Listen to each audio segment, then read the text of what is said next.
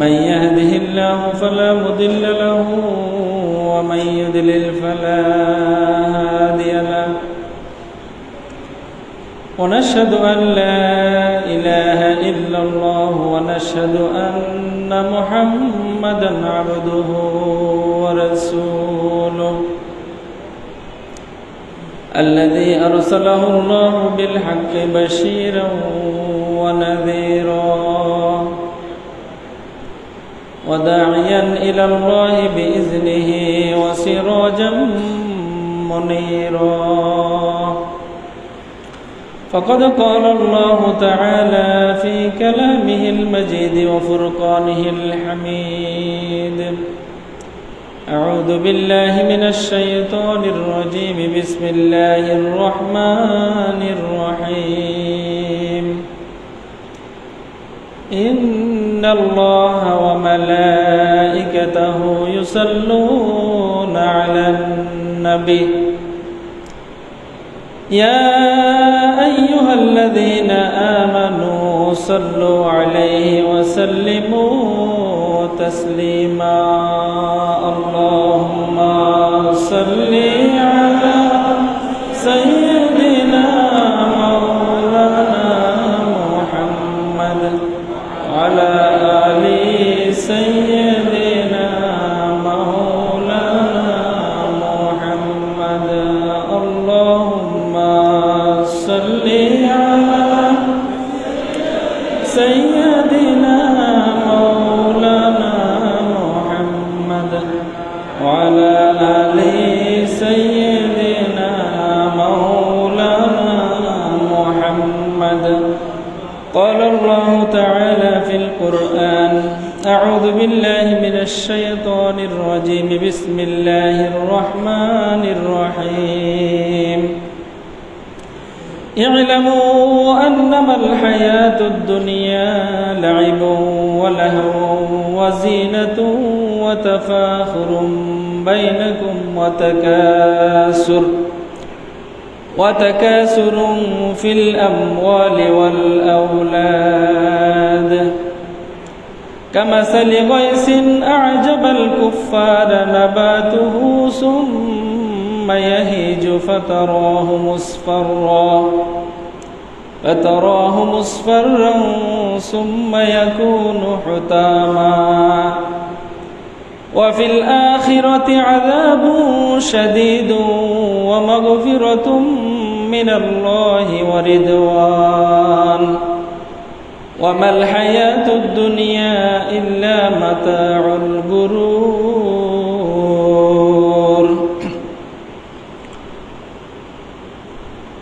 বটতলী লোহাগাড়া কেন্দ্রীয় জামে মসজিদ পরিচালনা পর্ষদ কর্তৃক আয়োজিত আজকের পবিত্র মাহে রমজান উপলক্ষে মাসব্যাপী মাহফিলে নজুলে কুরআন এর সপ্তদশ দিবসে উপস্থিত আজকের প্রোগ্রামের সম্মানিত সভাপতি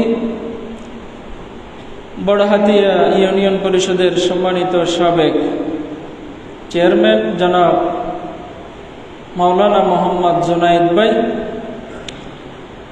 উপস্থিত আছেন অত্র মসজিদের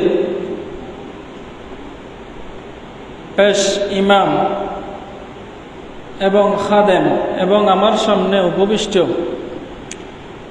অনেক উলামায়ে কেরাম এবং শ্রোতা বৃন্দ উপস্থিত আছেন।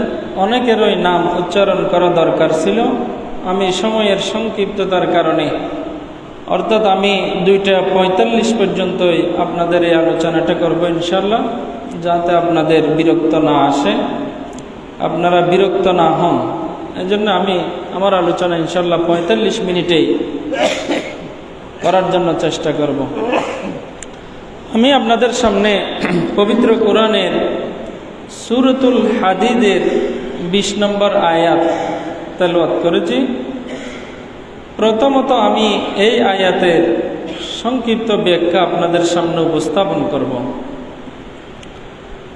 এই আয়াতে আল্লাহ রাব্বুল আলামিন বলছেন, ইলামু, তোমরা জেনে রাখো, আন্নামাল হায়াতুদ দুনিয়া, নিশ্চয় দুনিয়ার জীবন, দুনিয়ার জীবনের এখানে চারটি বিষয় আল্লাহ তাআলা উপস্থাপন করেছেন। প্রথমত হল লাইবুন,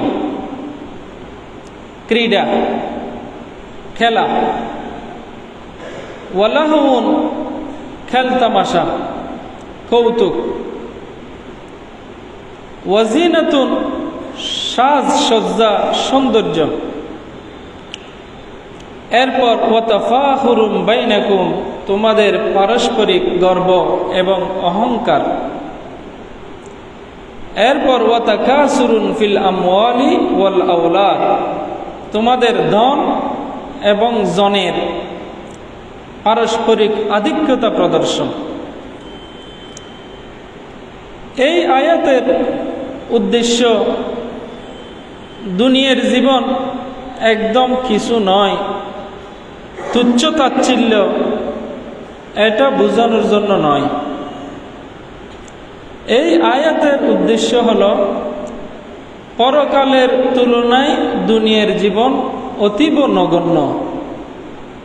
এই মেসেজটা আমাদেরকে দেওয়ার জন্যে আল্লাহ তাআলা এই আয়াতের মধ্যে এই উদাহরণগুলো দিয়েছেন। অর্থাৎ এই আয়াতের মাধ্যমে আল্লাহ তাআলা তাহকিরু হালিদ দুনিয়া ওয়া তা'যীমু হালিল আখিরাহ, দুনিয়ার জীবন আখিরাতের তুলনায় অত্যন্ত বেশি নগণ্য। রাসূল করিম সাল্লাল্লাহু আলাইহি ওয়াসাল্লাম বিভিন্ন হাদিসের মধ্যে উদাহরণ দিয়েছেন, আপনারা জানেন। তোমাদের মধ্যে কেউ যদি একটি আঙ্গুল সমুদ্রের ভিতর ডুবায়, ইউদখিলু আহাদুকুম ইসবাহু ফিল ইয়াম্মি, হাদিসের মধ্যে আছে, তোমাদের মধ্যে কোনো মানুষ যদি কেউ হাতের আঙ্গুলের একটি আঙ্গুল সাগরের মধ্যে ডুবায় এবং সাগর থেকে উত্তোলন করে, তাহলে ফালিয়ানজুর বিমা ইয়ারজিউ, ওই সাগরের সীমাহীন পানি থেকে তার আঙ্গুলের মধ্যে কয়েক ফুটা পানি উঠবে। এই কয়েক ফুটা পানি, এটি হলো দুনিয়া, আর সমুদ্রের সব পানি এটি হলো আখিরাত। তাহলে আখিরাতের তুলনায় কত নগণ্য, এটি বোঝানোর জন্য আল্লাহ তাআলা এই উদাহরণগুলো দিয়েছেন। যদি আমরা এই দুনিয়ার জীবনকে প্রাধান্য দিয়ে আখিরাতকে বিসর্জন দিই, তাহলে আয়াতের শেষের অংশের মধ্যে আছে ওয়াফিল আখিরাতি আযাবুন শাদীদ, তাদের জন্য, কাদের জন্য? যারা আল্লাহর আনুগত্য না করে পৃথিবীতে শয়তানের আনুগত্য করেছে, যারা আল্লাহর আনুগত্য না করে পৃথিবীতে নফসের আনুগত্য করেছে, প্রবৃত্তির দাসত্ব করেছে, তাদের জন্য আয়াতের শেষ অংশে আছে ওয়াফিল আখিরাতি আযাবুন শাদীদ, তাদের জন্য রয়েছে পরকালে অত্যন্ত মারাত্মক শাস্তি। আর যারা এই পৃথিবীর জীবনে আল্লাহর আনুগত্যে নিজেদের জীবনকে কাটাবে, ইলা তাআতিল্লাহি, আল্লাহর আনুগত্যে নিজেদের জীবনকে যারা পৃথিবীতে পরিচালিত করবে, তাদের জন্য কি আছে? তাদের জন্য আছে ওয়া মাগফিরাতুম মিনাল্লাহি ওয়া রিদওয়ান, আল্লাহর পক্ষ থেকে ক্ষমা এবং আল্লাহর পক্ষ থেকে সন্তুষ্টি। পরকালে এই দুইটা ফলাফলের যে কোনো একটা ফলাফল আমাদেরকে গ্রহণ করতে হবে। একটি ফল হলো যন্ত্রণাদায়ক শাস্তি, মারাত্মক শাস্তি, আরেকটি হলো আল্লাহর ক্ষমা এবং আল্লাহর সন্তুষ্টি। তাহলে যন্ত্রণাদায়ক শাস্তি, কঠিন শাস্তি কাদের জন্য? যারা এই পৃথিবীর জীবনকে আল্লাহর আনুগত্যের বাইরে গিয়ে নিজেদের জীবনকে পরিচালনা করেছে, শয়তানের আনুগত্য করেছে, নফসের আনুগত্য করেছে, তাদের জন্য কঠিন শাস্তি। আর আল্লাহর আনুগত্য যারা করে তাদের জন্য রয়েছে আল্লাহর ক্ষমা এবং সন্তুষ্টি। সেজন্য এই পৃথিবীর জীবন এটি একদিক দিয়ে আযাবের কারণ, আর একদিক দিয়ে নাজাতের পথ। এজন্য দুনিয়ার জীবন এটি আযাবের কারণও, আবার এটি মুক্তির মাধ্যমও। আমরা আমাদের যে জীবন পেয়েছি, আমাদের জন্ম থেকে মৃত্যু পর্যন্ত, আমাদের সবচেয়ে প্রধান এবং প্রথমত নিয়ামত হলো আমরা যে আল্লাহর কাছ থেকে যে যতটুকু হায়াত পৃথিবীতে পেয়েছি, এটা সবচেয়ে বড় নিয়ামত। আল্লাহ তাআলা পবিত্র কোরআনের মধ্যে ইরশাদ করছেন, কাইফা তাকফুরুনা বিল্লাহি ওয়া কুনতুম আমওয়াতা ফাআহইয়াকুম সুম্মা ইউমীতুকুম সুম্মা ইউহয়িকুম সুম্মা ইলাইহি তুরজাউন। তোমরা কিভাবে আল্লাহকে অস্বীকার করছো? তোমরা তো মৃত ছিলে, তোমাদেরকে আল্লাহ তাআলা জীবন দান করেছেন, তিনি এই জীবন দানের পর আবার তোমাদেরকে মৃত্যু দান করবেন, আবার তিনি জীবন দানের পর আবার মৃত্যুর মাধ্যমে মহান আল্লাহর দিকে আমাদেরকে ফিরে যেতে হবে। সুতরাং আল্লাহ তাআলা আমাদের এই হায়াত দিয়েছেন কিসের জন্য? আল্লাযী খালাকাল মাউতা ওয়াল হায়াতা লিয়াবলুয়াকুম আইয়ুকুম আহসানু আমালা। এই হায়াতটা আল্লাহ তাআলা আমাদেরকে দিয়েছেন পরীক্ষা করার জন্য, আমরা কে আমাদের উন্নত আমলের মধ্যে লিপ্ত আছি আর কে খারাপ আমলের মধ্যে লিপ্ত আছি। যেমন আল্লাহ তাআলা এই আয়াতের সূরা হাদীদের 20 নম্বর আয়াতের শুরুতে বলেছেন, পৃথিবীর জীবন হলো ক্রীড়া। লাইবুন মানে এমন খেলা যেই খেলার কোনো উপকারিতা নাই, বেলা ফাইদাতিন। আর লাহুন মানে হলো যেই খেলা, যেই জিনিস আনন্দদায়ক কিন্তু পাশাপাশি শারীরিক ব্যায়াম এবং যে কোনো উদ্দেশ্য এর সাথে জড়িত থাকে। তাহলে যারা খেলতামাশায় লিপ্ত, যারা কৌতুকের মধ্যে লিপ্ত, যারা জিনাত পারস্পরিক সাজ সজ্জাতে লিপ্ত, এবং যারা তাফাখুর বাইনাকুম পারস্পরিক গর্ব, কিসের গর্ব? তাফাখুর বিন নাসব, একটি হলো বংশীয় গৌরব, তাফাখুর বিল কুদরতি ওয়াল কুওয়াতি পারস্পরিক শক্তি প্রদর্শন, পারস্পরিক ক্ষমতা প্রদর্শন, এগুলোর প্রতিযোগিতা, এবং তাকাসুর ফিল আমওয়াল ওয়াল আওলাদ সন্তানের আধিক্যতা এবং সম্পদের আধিক্যতা, এইগুলোতে যারা লিপ্ত থেকে পৃথিবীর জীবন পরিচালনা করে সময় কাটিয়ে ফেলে, তাহলে তাদের জন্য রয়েছে ওয়াফিল আখিরাতি আযাবুন শাদীদ, কঠিন শাস্তি আল্লাহর পক্ষ থেকে অবধারিত। এজন্যে আমরা কি পৃথিবীর এই নিয়ামতকে, হায়াতকে মুক্তির মাধ্যম বানাবো নাকি আযাবের কারণ বানাবো? এটার সিদ্ধান্ত আমাদের নিজেদেরকেই নিতে হবে। ওয়ামাল হায়াতুদ দুনিয়া ইল্লা মাতাউল গুরুর। পৃথিবীর এই জীবন এটি প্রতারণার স্থল, প্রবঞ্চনার জায়গা। প্রবঞ্চনার জায়গা কাদের জন্য? ইজা আলহাক্কা আন তলবিল আখিরাহ, যদি এই পৃথিবীর জীবন আমাকে আখিরাত থেকে বিমুখ করে, তাহলেই এটা আমার জন্য প্রতারণার জায়গা, প্রবঞ্চনার জায়গা।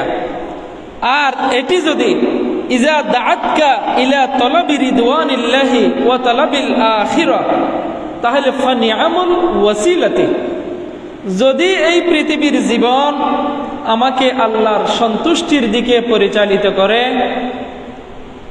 আখিরাতকে অগ্রাধিকার দিতে উদ্বুদ্ধ করে, তাহলে এই হায়াতুদ দুনিয়া আমার জন্য নিয়ামুল ওয়াসিলা, এটি পরকাল থেকে মুক্তির একটি অন্যতম মাধ্যম। সুতরাং আমাদের জীবনকে অত্যন্ত বেশি গুরুত্ব দিতে হবে। ইসলাম এরকম না যে পৃথিবীর হায়াতকে সে আযাবের মাধ্যম মনে করে, না, বরং ইসলাম এই পৃথিবীর হায়াতকে জান্নাতে যাওয়ার মাধ্যমও মনে করে। এই বিষয়টা আমাদেরকে চিন্তা করতে হবে, এই বিষয়টার দিকে আলোকপাত করতে হবে। দেখুন, আমরা যে যতটুকু বাঁচি, একজন শিশু যখন জন্ম থেকে 28 দিন বয়স, তখন তাকে আমরা বলি নবজাতক।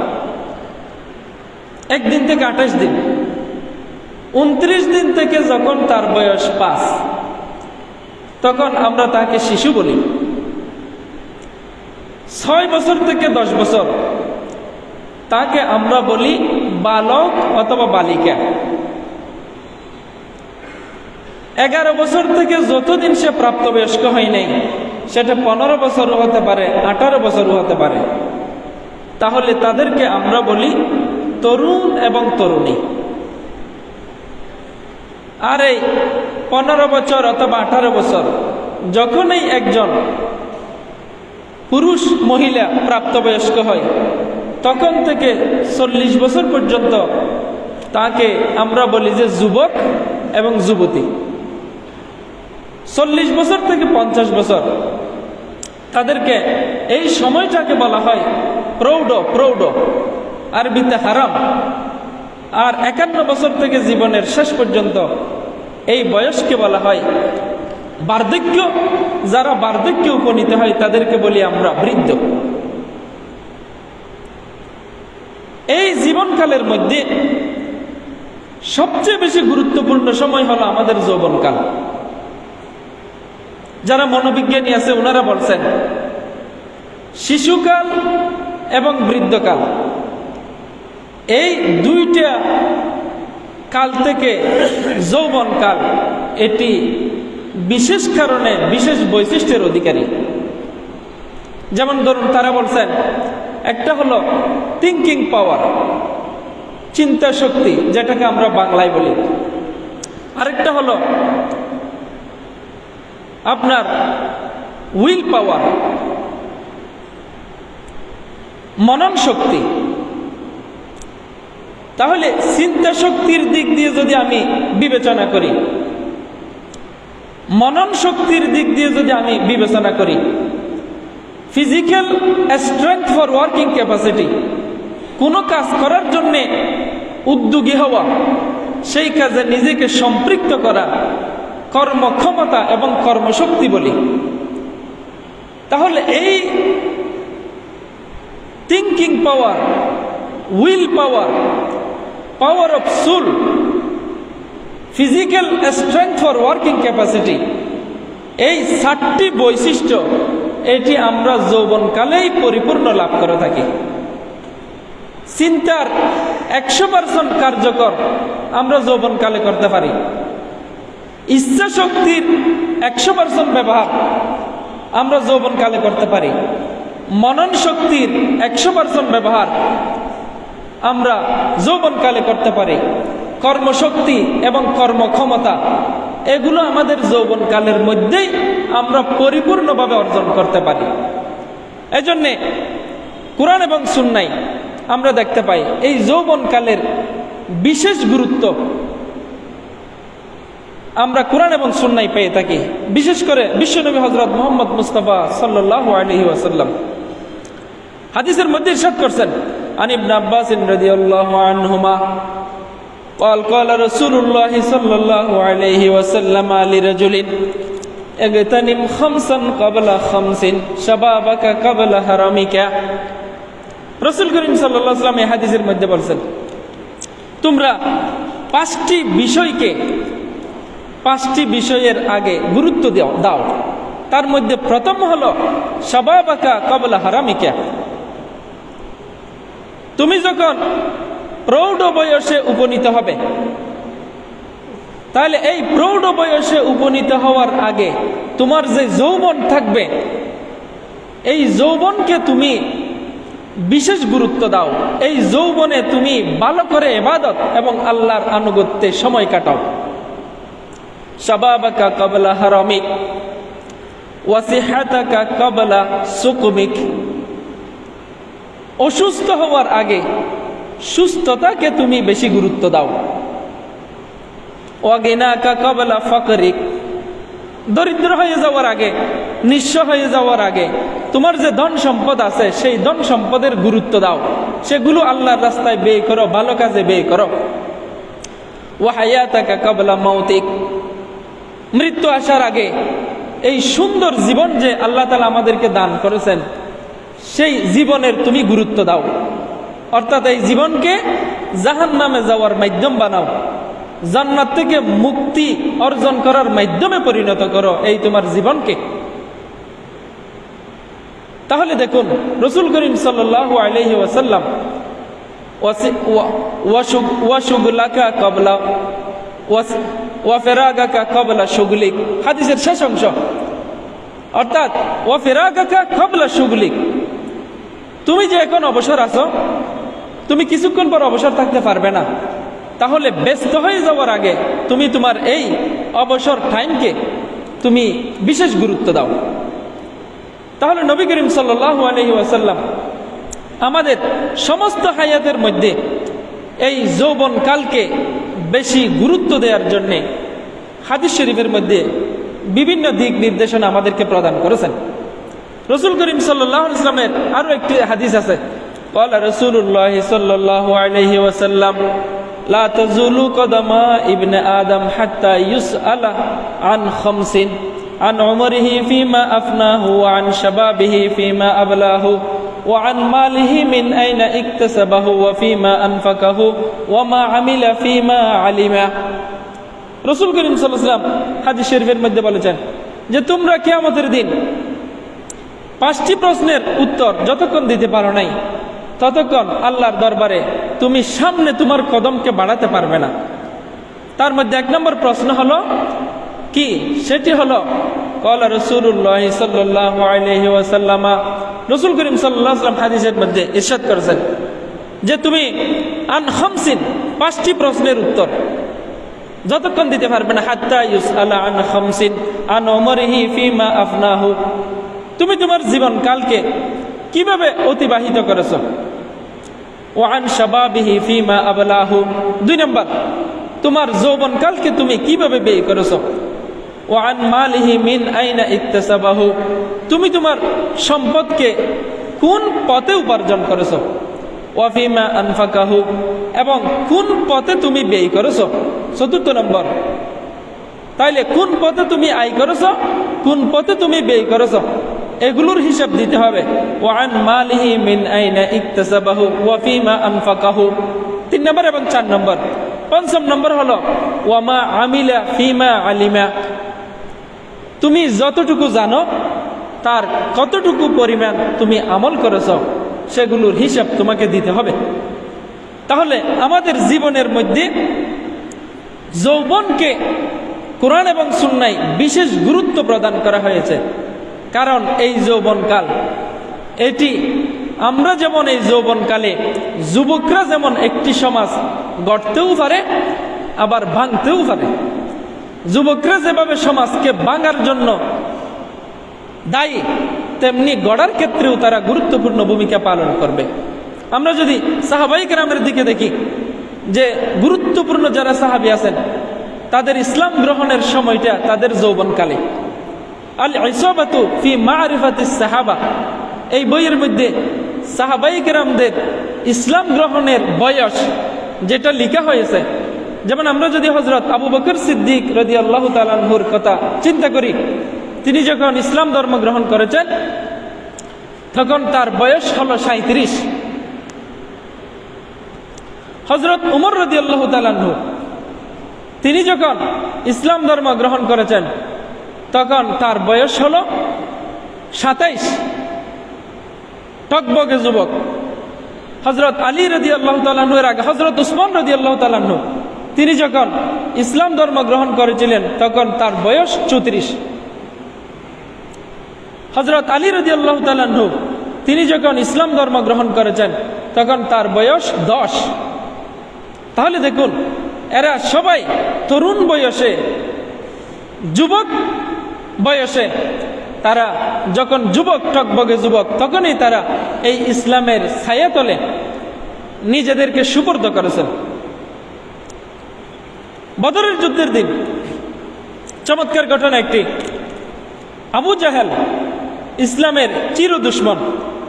এই আবু জাহেল তাকে হত্যা করেছে যে দুইজন বালক, মুআজ বিন আমর ইবনুল জমহু এবং মুআওয়াজ ইবনে আফরা। তাদের বয়স ছিল 15 বছর মাত্র। এই ঘটনাটা বুখারী শরীফ এবং বিভিন্ন ইতিহাসের মধ্যে এসেছে। আবু জাহেলকে এই মুআজ বিন আমর বিন জমহু, মুআজ বিন আমর ইবনুল জমু তিনি এবং মুআওয়াজ বিন আফরা কিভাবে হত্যা করেছেন, যে বুখারী শরীফ এবং ইসলামের ইতিহাসের বিভিন্ন বইতে সেই ঘটনাটা যেভাবে আমরা পাই, হযরত আব্দুর রহমান বিন আউফ রাদিয়াল্লাহু তাআলা আনহু সেই ঘটনাটা বর্ণনা করেছেন। আব্দুর রহমান বিন আউফ রাদিয়াল্লাহু তাআলা আনহু বলেছেন যে আমি বদরের যুদ্ধের দিন, ইন্নী লাফি সাফি ইয়াউমা বদরিন, বদরের যুদ্ধের দিন আমি প্রথম সারিতে ছিলাম। বদরের যুদ্ধের সারিতে আমি ছিলাম। ইজ ইলতাফাত্তু, তখন আমি দেখলাম যে আমার ডানে এবং আমার বাঁয়ে দুইজন যুবক তরুণ, যে হাদিসা আসসিন্নি মানে উঠতি বয়সের বালক। আমি তাদের থেকে নিজেকে নিরাপদ অনুভব করলাম না। তখন হঠাৎ গোপনে তাদের একজন আমাকে বলল, হে চাচা, ইয়া আম্মি আরিনি আবা জাহলিন, হে চাচা আমাদেরকে একটু আবু জাহেলকে দেখিয়ে দিন। তখন আব্দুর রহমান বিন আউফ বললেন, ফাকুলতু ইয়া ইবনা আখি, হে ভ্রাতুষ্পুত্র, মি ফামা তাসনাউ বিহি, তোমরা তো ছোট ছোট বালক, যে আবু জাহেলের খোঁজ খবর নিয়ে তোমরা কি করবে? তখন তাদের একজন বললেন, ক্বালা উখবিরতু আন্নাহু ইয়াসুব্বু রাসূলুল্লাহ সাল্লাল্লাহু আলাইহি ওয়াসাল্লাম, যে আমরা শুনেছি যে ওই আবু জাহেল বিশ্বনবী রাসূল করিম সাল্লাল্লাহু আলাইহি ওয়াসাল্লামকে গালি দেয়। আমরা সেই সত্তার শপথ করে বলছি যার হাতে আমাদের প্রাণ, তাকে আমরা হত্যা না করে ক্ষান্ত হব না, তাকে আমরা হত্যা করবই। কিছুক্ষণ পর হযরত আব্দুর রহমান বিন আউফ দেখলেন আবু জাহেলকে। তখন দুজনকে বললেন যে তোমরা কি দেখছো না, আলা তারায়ান হাযা সাহিবুকুমা আল্লাযী তাসআলানি আনহু, ওই তো আবু জাহেল যাকে তোমরা এতক্ষণ পর্যন্ত খোঁজাখুঁজি করতেছ, তোমরা কি তাকে দেখতে পাচ্ছ না?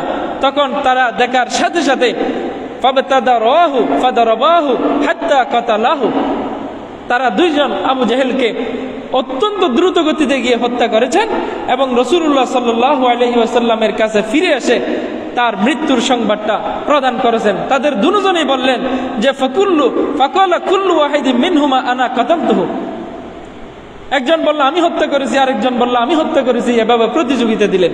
তাহলে দেখুন 15 বছরের বালক তারা এই বদরের যুদ্ধের মতো গুরুত্বপূর্ণ যুদ্ধে একটা গুরুত্বপূর্ণ ভূমিকা পালন করতে সক্ষম হয়েছে। তাহলে তরুণ এবং যুবকরা চাইলে ইসলামের পথে নিজেদের জীবনকে যদি বিসর্জন দেয়, তাহলে ইসলামের বিজয় অত্যন্ত দ্রুত গতিতে ত্বরান্বিত হওয়া সম্ভব। অর্থাৎ ইসলাম কায়েমের ক্ষেত্রে, দ্বীন ইসলাম প্রতিষ্ঠার ক্ষেত্রে যুবকদের ভূমিকা অনস্বীকার্য। রাসূল করিম সাল্লাল্লাহু আলাইহি ওয়াসাল্লাম, আমরা যদি ইসলামের ইতিহাসের দিকে দেখি, উসামা বিন যায়েদ, আমরা সবাই জানি রাসূলের পালক পুত্র যায়েদ বিন হারেসা। এই যায়েদ বিন হারেসার একজন পুত্র উসামা ইবনে যায়েদ।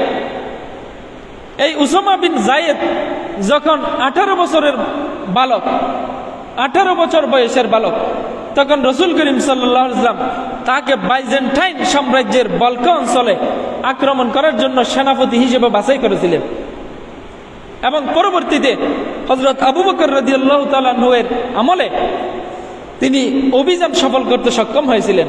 তাইলে বয়স হলো তার 18 বছর উসামা বিন যায়েদ, অথচ তার অভিযানে তিনি যেই অভিযানের সেনাপতি, সেই অভিযানের মধ্যে কত গুরুত্বপূর্ণ সাহাবীরা সৈনিক হিসেবে ছিলেন। হযরত উমর রাদিয়াল্লাহু তাআলা আনহু, সাদ বিন আবি ওয়াক্কাস রাদিয়াল্লাহু তাআলা আনহু, সাঈদ ইবনে যায়েদ রাদিয়াল্লাহু তাআলা আনহু, আবু উবাইদা ইবনুল জাররাহ রাদিয়াল্লাহু তাআলা আনহু, কাতাদা ইবনে নোমান রাদিয়াল্লাহু তাআলা আনহু, এই গুরুত্বপূর্ণ প্রবীণ এবং অভিজ্ঞ সাহাবীগণ 18 বছরের বালক উসামা বিন জায়েদের সেনাপতিত্বে যুদ্ধ করতে তারা কখনো নিজেদের জন্য লজ্জার বিষয় মনে করেন নাই। প্রবীণ সাহাবীগণও এই 18 বছর বয়সের বালকের প্রধান সেনাপতিত্বে তারা অভিযানে অংশগ্রহণ করেছেন এবং যুদ্ধে অংশগ্রহণ করে বিজয় অর্জন করেছেন। ভারতীয় উপমহাদেশে দেখেন সিন্ধু অভিযান সেটি 712 সালের 12 জুন মোহাম্মদ বিন কাসিম রাজা দাহিরের বিরুদ্ধে সিন্ধু অভিযান যেটা পরিচালনা করে বিজয় অর্জন হয়েছে, যেটা ইসলামের ইতিহাসে সিন্ধু বিজয় নামে খ্যাত। এটি করেছেন মোহাম্মদ বিন কাসিম, তখন তার বয়স মাত্র 17 বছর। অথচ আমরা আমাদের সমাজের মধ্যে তরুণ যারা আছে, যুবক যারা আছে, তাদেরকে গুরুত্বের সাথে বিবেচনা করি না। তাদেরকে গুরুত্বের সাথে বিবেচনা করা দরকার এবং তারা যে ইসলাম প্রতিষ্ঠার ক্ষেত্রে গুরুত্বপূর্ণ অবদান রাখতে পারে সেটা যারা প্রবীণ আছে তাদেরকেও এই বিষয়টা মাথায় আনা দরকার এবং তাদেরকে দিন প্রতিষ্ঠার ক্ষেত্রে, ইসলামকে বিজয়ী করার ক্ষেত্রে তাদেরকে সামনের সারিতে আনার জন্য আমাদেরকে চেষ্টা করতে হবে। বর্তমান প্রজন্ম যদি আমরা একটু বিবেচনা করি, দেখেন না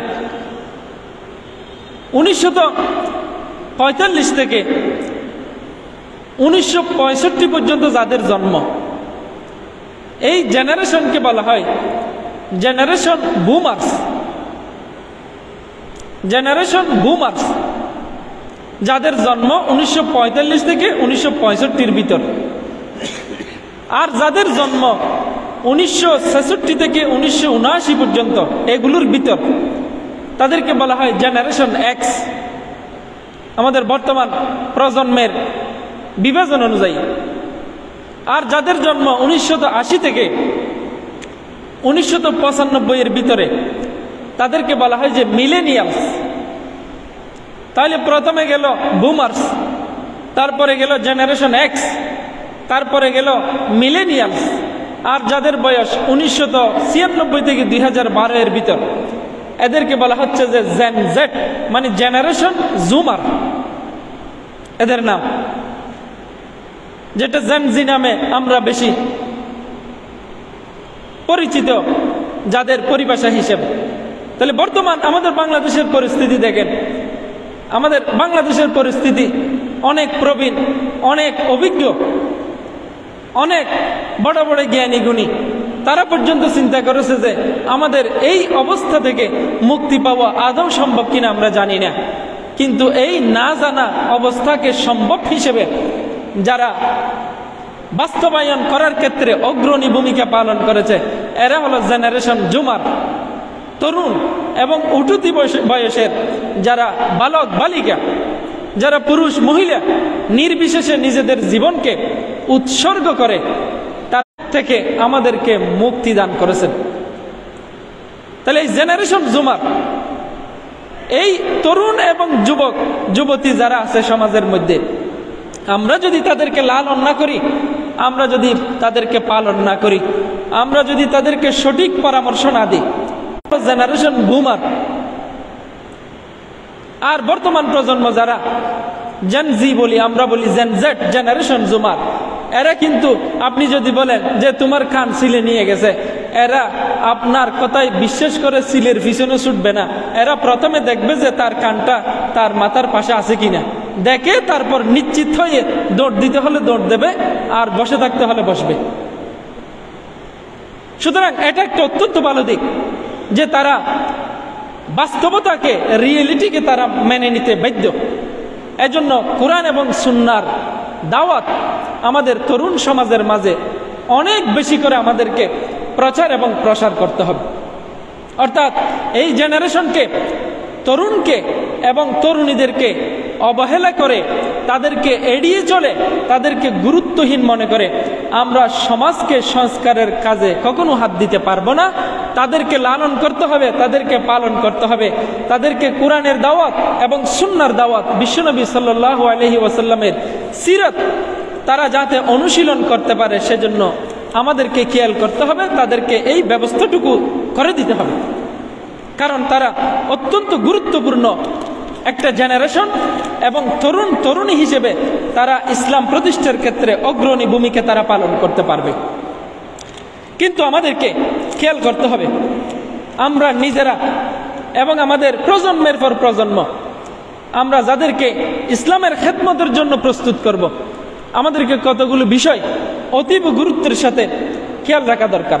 সেগুলো হলো কি, যেমন আমরা যারা আছি এবং যারা অনেক প্রজন্মের ভিতর যারা পড়ে, আমরা বর্তমান যুগে একটি বিশেষ একটা জামিলাপূর্ণ কাজ দেখি, সেটা হলো আমাদের অ্যান্ড্রয়েড সেট, মোবাইল ফোন এবং অনলাইনের সাথে প্রয়োজনের অতিরিক্ত সময় ব্যবহার করা।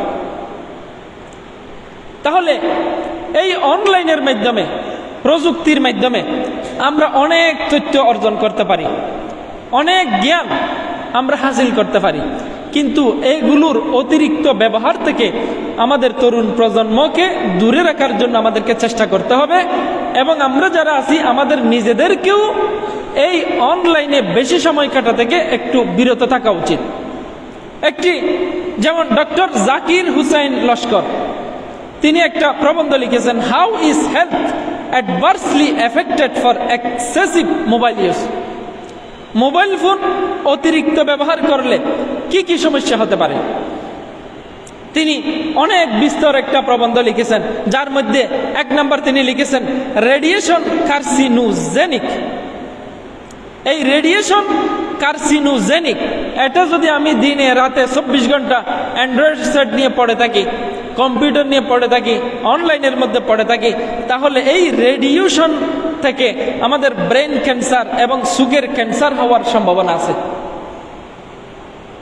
এজন্য আমরা যারা অ্যান্ড্রয়েড সেট এবং কম্পিউটার, ল্যাপটপ এগুলো ব্যবহার করি, এগুলোর সীমিত ব্যবহারই আমাদের করা উচিত। তিনি 2 নম্বর লিখেছেন কানের সমস্যা হতে পারে।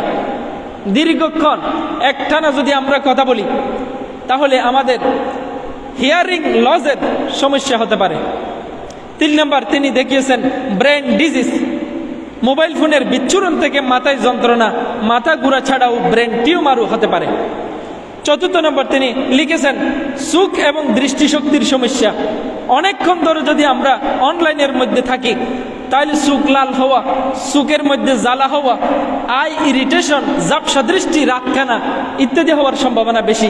মানসিক সমস্যা তিনি 5 নম্বর কারণ লিখেছেন যে মানসিক ক্লান্তি, ডিপ্রেশন বা মানসিক অবসাদ, ইনসোমনিয়া বা ঘুমের সমস্যা হতে পারে।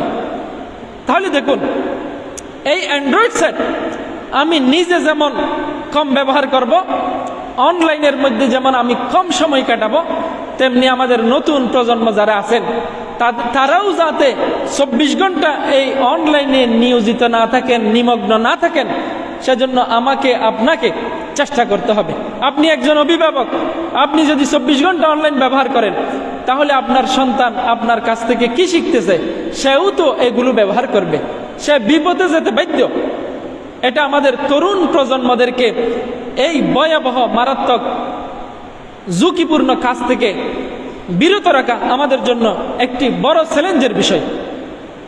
এরপর 2 নম্বর চ্যালেঞ্জ, আমরা যে রাসূলুল্লাহ সাল্লাল্লাহু আলাইহি ওয়াসাল্লামের সুন্নত বর্তমান সময়ে যে আমরা অনেক দেরিতে ঘুমাই এবং অনেক দেরিতে উঠি, এটা আমাদের স্বাস্থ্যের জন্য মারাত্মক ধরনের ক্ষতিকর প্রভাব ফেলে। রাসূল করিম সাল্লাল্লাহু আলাইহি ওয়াসাল্লামের সুন্নাহ হলো তাড়াতাড়ি ঘুমিয়ে যাওয়া এবং তাড়াতাড়ি ঘুম থেকে উঠা। Early to bed and early to rise makes a man healthy, wealthy and wise. তাড়াতাড়ি ঘুম যাওয়া এবং তাড়াতাড়ি ঘুম থেকে উঠা, এটা একজন মানুষকে হেলথি, স্বাস্থ্যবান, ওয়েলথি, ধনবান এবং আর কি বানাবে, ওয়াইজ মানে জ্ঞানী।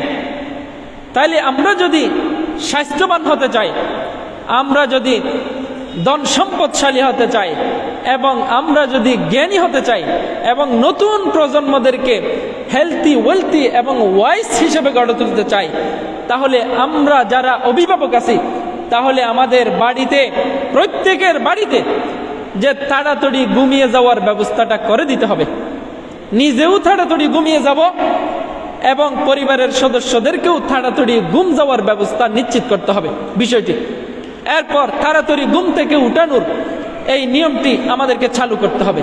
কারণ দেখেন, সকালের 4টা থেকে 8টা এই 1 ঘন্টা পড়ালেখা করা, কাজ করা, এটা অন্য সময়ের 5 ঘন্টার সমান। এটা বরকতপূর্ণ সময়। রাসূল করিম সাল্লাল্লাহু আলাইহি ওয়াসাল্লামের হাদিস আছে, রাসূলের দোয়া, আল্লাহুম্মা ইজআল লি উম্মতি ফি বুকুরিহা বারাকা, আমার উম্মতের জন্য সকালকে আপনি বরকতময় করুন হে আল্লাহ। বিশ্বনবী সাল্লাল্লাহু আলাইহি ওয়াসাল্লামের দোয়া। এই জন্য যারা সকালে ঘুম থেকে উঠে, সকালে কাজ করে, সকালে পড়ালেখা করে, তাহলে তারা রাসূলুল্লাহর সুন্নাহ অনুসরণ করার পাশাপাশি তারা ইহকাল এবং পরকালে সফল হওয়ার একটা অন্যতম কাজ সম্পাদন করলো। এজন্যে তরুণ প্রজন্ম যারা আছে, সবার তো অভিভাবক আছেন, এবং তরুণ প্রজন্ম নিজেরাও এই কথাগুলো শুনে যে আমাদের একটি অন্যতম মিশন হতে হবে যে আমরা তাড়াতাড়ি ঘুমিয়ে যেতে হবে রাত 9টা এবং 10টার ভিতর, এবং তাড়াতাড়ি আমরা ঘুম থেকে যাতে উঠতে পারি এটার ব্যবস্থা করতে হবে। আর এটা যদি করতে না পারি, রাত 12টা 1টায় যদি আমি ঘুমিয়ে যাই, আবার ওদিকে সকাল 9টা 10টায় যদি আমি ঘুম থেকে উঠি, তাহলে সেই তরুণ প্রজন্ম নিয়ে আমরা বড় ধরনের কোনো প্রত্যাশা এবং আশা রাখতে পারি না। ইহকাল এবং পরকাল নষ্ট হওয়ার এটা একটা অন্যতম মাধ্যম। তাহলে প্রথমত আমি বললাম যে মোবাইল ফোনের অতিরিক্ত ব্যবহার থেকে নিজেকে দূরে রাখতে হবে, এবং আমাদের নতুন প্রজন্মকে দূরে রাখার একটা প্র্যাকটিস আমাদেরকে আমাদের সমাজের মধ্যে প্রচলন করতে হবে। আর দ্বিতীয় নম্বর হলো রাসূলুল্লাহ সাল্লাল্লাহু আলাইহি ওয়াসাল্লামের সুন্নাহ, যে তাড়াতাড়ি ঘুমিয়ে যাওয়া এবং তাড়াতাড়ি ঘুম থেকে উঠানো, এটার অভ্যাস আমরা নিজেরাও চর্চা করব, এবং তরুণ প্রজন্মরাও যাতে এই চর্চাটা করতে পারে সেই সুযোগটা আমাদের করে দিতে হবে। এরপর আমাদেরকে সর্বশেষ আমি কথা বলতে চাই, আমরা যদি নবী এবং রাসূল এবং সাহাবায়ে কেরাম এবং বড় বড় মহান মনীষীদের জীবনীগুলো দেখি, তাহলে তাদের যৌবন থাকতে তারা আল্লাহর পথে নিজেদের জীবনকে নিয়োজিত করেছেন। আমরা যদি দেখি আসহাবে কাহফের ঘটনা, দেখেন, ইন্নাহুম ফিতিয়াতুন আমানু বিরাব্বিহিম ওয়াজিদনাহুম হুদা, যে আসহাবে কাহফের ঘটনায় যেই সব মানুষ আল্লাহর ইবাদত বন্দেগীতে শত বছরের পর শত বছর যে খাটিয়ে দিয়েছে, তাদের ব্যাপারে আল্লাহ তাআলা বলছেন এরা হলো যুবক। ইন্নাহুম ফিতিয়াতুন আমানু বিরাব্বিহিম ওয়াজিদনাহুম হুদা। হযরত ইব্রাহিম আলাইহিস সালাতু ওয়াস সালাম তিনি যখন মূর্তি পূজার বিরুদ্ধে সমাজের মধ্যে অবস্থান করেছিলেন এবং সমাজের মানুষদেরকে মূর্তি পূজার বিরুদ্ধে প্রচার এবং প্রসারে গুরুত্বপূর্ণ ভূমিকা পালন করেছেন, পবিত্র কোরআনের মধ্যে এই আয়াতগুলো এসেছে অত্যন্ত সুস্পষ্ট ভাষায়। তখন হযরত ইব্রাহিম আলাইহিস সালাতু ওয়াস সালাম অত্যন্ত তরুণ এবং যুবক বয়সের মানুষ ছিলেন। قالوا من فعل هذا بآلهتنا إنه لمن الظالمين قالوا سمعنا فتى يذكرهم يقال له إبراهيم قالوا فأتوا به على أعين الناس لعلهم يشهدون। মূর্তি যখন ভাঙা হয়েছিল ইব্রাহিমের আমলে, তখন ওই ইব্রাহিমের যারা সমাজের মানুষ, সরদার এবং সাধারণ মানুষ, তারা সবাই বলল যে আমাদের প্রভুর বিরুদ্ধে এই কাজটা কে করলো, নিশ্চয় সে জালিম। তখন তারা বলা বলি করলো, সামি'না ফাতান ইয়াযকুরুহুম ইউকালু লাহু ইব্রাহিম, যে আমরা আলোচনা করতে শুনতাম মানুষকে একজন যুবকের ব্যাপারে। ফাতান, ফাতান মানে যুবক। তখন তারা বলছিল যে ওই যুবককে তোমরা আনো মানুষের সামনে, যাতে তারা মানুষ আমরা যে যুবককে শাস্তি দিই সেই শাস্তিটা যাতে তারা প্রত্যক্ষ করে। তাহলে নবীদের কথা দেখেন, রসুলদের কথা দেখেন, দিন প্রতিষ্ঠায় সাহাবীদের কথা দেখেন, এবং বড় বড় ইসলামিক স্কলার এবং বড় বড় মুজাহিদদের দিকে দেখেন, তারা যুবক অবস্থায় এই দিনে ইসলামের খেদমতে নিজেকে নিয়োজিত রাখতে সক্ষম হয়েছে। সুতরাং আমরা যারা বাংলাদেশকে একটি ইসলামী রাষ্ট্র হিসেবে দেখতে চাই, আমরা কোরআন এবং সুন্নাহর আলোকে এই দেশ পরিচালিত হোক এই প্রত্যাশা যারা রাখি, তাহলে তাদেরকে আমাদের সমাজের মধ্যে যারা যুবক আছেন, তরুণ আছেন, যুবতী যারা আছেন, তরুণী যারা আছেন, একসাথে পুরুষ মহিলা সবার মাঝে দিন ইসলামের দাওয়াতি কাজকে আমাদের বৃদ্ধি করে ফেলতে হবে।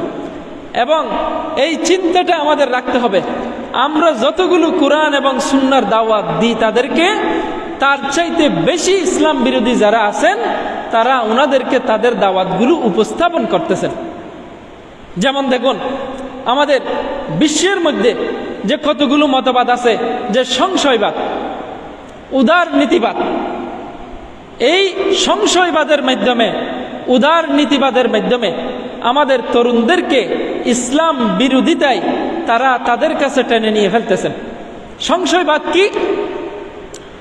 ইসলামকে জানার জন্য, ইসলামকে মানার জন্য যে কোনো প্রশ্ন করাতে কোনো দোষ নাই, কিন্তু ইসলামকে প্রশ্নবিদ্ধ করার জন্য, ইসলামকে কটাক্ষ করার জন্য, ইসলামের বিরুদ্ধে ষড়যন্ত্র করার জন্য বিভিন্ন ধরনের প্রশ্নগুলো যারা উত্থাপন করে, এরা হলো যে সংশয়বাদী। এরা ওই প্রশ্নের উত্তরগুলো না জানলেও তারা ইসলাম ধর্মে দীক্ষিত হবে না, ইসলামের অনুসারী হবে না। এইরকম অনেক প্রয়োজনীয় নিজেদেরকে সংশয়বাদী পরিচয় দিয়ে তারা ইসলামের বিরুদ্ধে প্রচার এবং প্রসার চালাচ্ছে এবং তরুণ এবং তরুণীদেরকে তারা আকৃষ্ট করার জন্য চেষ্টা করতেছে। তাহলে আমরা যারা ইসলামের দাওয়াত দেওয়ার জন্য প্রস্তুত, তাইলে তাদেরকে এই সংশয়বাদের বিরুদ্ধে আমরা কি অবস্থান গ্রহণ করে তরুণদেরকে ইসলামের পথে আকৃষ্ট করতে পারবো, সেই প্রস্তুতিটা আমাদেরকে নিতে হবে। আরেকটা হলো উদার নীতিবাদ। ইসলামকে আপনার শুধুমাত্র ব্যক্তিগত জীবনের মধ্যে সীমাবদ্ধ করে ফেলা, মানুষের বিশাল জীবন থেকে ইসলামকে বাদ দেয়া, অর্থাৎ ইসলাম থাকবে শুধু ধর্ম আকারে, যে নামাজের মধ্যে, রোজার মধ্যে তুমি ইসলামকে পালন করতে পারবে, সমাজের নিয়ম কানুনের মধ্যে ইসলাম খাটাতে পারবে না, রাষ্ট্রের মধ্যে ইসলাম খাটাতে পারবে না। এই রকম যেই মতবাদ, সেটিকে বলা হয় উদার নীতিবাদ। এই উদার নীতিবাদের মাধ্যমে তরুণ এবং তরুণীদেরকে তারা তাদের পক্ষ নেওয়ার জন্য চেষ্টা করতেছে। ইসলাম যে একটা কমপ্লিট কোড অফ লাইফ, একটি পূর্ণাঙ্গ জীবন বিধান, ব্যক্তিগত জীবনে যেমন ইসলাম খাটবে, পারিবারিক জীবন থেকে শুরু করে, সামাজিক জীবন থেকে শুরু করে, রাষ্ট্রীয় জীবনেও ইসলামের বিধানগুলো প্রযোজ্য এবং অপরিহার্য, সেই বিষয়টা আমাদের তরুণ সমাজের সামনে উপস্থাপন করতে হবে, আমাদের আলেম সমাজদেরকে, আমাদের দায়ীদেরকে, আমাদের অভিভাবকদেরকে। এইটা যখন আমরা করতে পারবো, উদার নীতিবাদের বিরুদ্ধে আমাদের তরুণ সমাজকে বুঝাতে হবে, ইসলামের পূর্ণাঙ্গতার বিষয়টি তাদের সামনে সুস্পষ্টভাবে তুলে ধরতে হবে। এগুলো যদি আমরা করতে পারি, তাহলে আমাদের তরুণ সমাজকে আমরা বিপদ থেকে বাঁচাতে পারবো এবং ইসলাম বিরোধী ষড়যন্ত্র থেকে তাদেরকে বাঁচাতে পারবো। আসুন, আমার টাইমও শেষ, আমি 45 পর্যন্ত আলোচনা করার জন্য আপনাদেরকে বলেছিলাম। প্রথমে আমার আলোচনার সারমর্ম হলো, আমরা যারা অভিভাবক আছি, আমরা যারা দায়ী আছি, আমরা যারা ওয়াইজ আছি, আমরা যারা আলোচক আছি এবং আমরা যারা সমাজের সর্দার, সমাজকে পরিচালনা করি, দেশকে পরিচালনা করি, মসজিদকে পরিচালনা করি, আমাদের সবার নজরটা তরুণ এবং তরুণীদের প্রতি বিশেষভাবে দেয়া দরকার। তারা যাতে ইসলামের ছায়াতলে আসতে পারে, এই ছায়াতলে আসার জন্য আমাদেরকে কার্যকরী পদক্ষেপ নেওয়া দরকার। এবং তরুণ তরুণী যারা আছে, আমি তাদেরকেও অনুরোধ করব যে তোমরা কোরআন এবং সুন্নাহ এগুলো অধ্যয়ন করো, এগুলোর প্র্যাকটিস করো, এগুলো বাস্তব জীবনে প্রয়োগ করো। দেখতে পাবে যে ইসলাম একটি পূর্ণাঙ্গ জীবন বিধান। আমরা যদি সমাজকে স্থিতিশীল করতে চাই, দেশকে স্থিতিশীল করতে চাই, বিশ্বের মাঝে শান্তি স্থাপন করতে চাই, তাহলে ইসলামকে অনুসরণ করার কোনো বিকল্প নাই, কোরআন এবং সুন্নাহর অনুসরণ করার কোনো বিকল্প নাই। বিশ্বনবী হযরত মুহাম্মদ মুস্তাফা সাল্লাল্লাহু আলাইহি ওয়াসাল্লামের আদর্শ মেনে নেওয়ার কোনো বিকল্প আর নাই। আমরা বিশ্বনবীকে আদর্শ হিসেবে মেনে নিয়ে, কোরআন এবং সুন্নাহকে নিজেদের গাইডলাইন হিসেবে মেনে নিয়ে আমরা যদি নিজেদের জীবন পরিচালনা করতে পারি, আমরা নিজেরা ইহকাল এবং পরকালে সফল হতে পারবো এবং বর্তমান বিশ্বকেও আমরা শান্তির দিকে এগিয়ে নিয়ে যেতে সক্ষম হব। আল্লাহ তাআলা আমাদের সমাজের তরুণ তরুণীদেরকে ইসলামের মৌলিক বিষয়গুলো অনুধাবন করার তৌফিক দান করুক এবং ইসলামের দিন, ইসলাম কায়েমের জন্য আমাদের তরুণ তরুণীদেরকে আল্লাহ তাআলা কবুল করুক। এই প্রত্যাশা রেখে আমি আমার সংক্ষিপ্ত আলোচনায় পর্যায়ে শেষ করলাম। ওয়া আখির দাওয়ানা আলহামদুলিল্লাহি রাব্বিল আলামিন। আসসালামু আলাইকুম ওয়া রাহমাতুল্লাহি ওয়া বারাকাতুহু।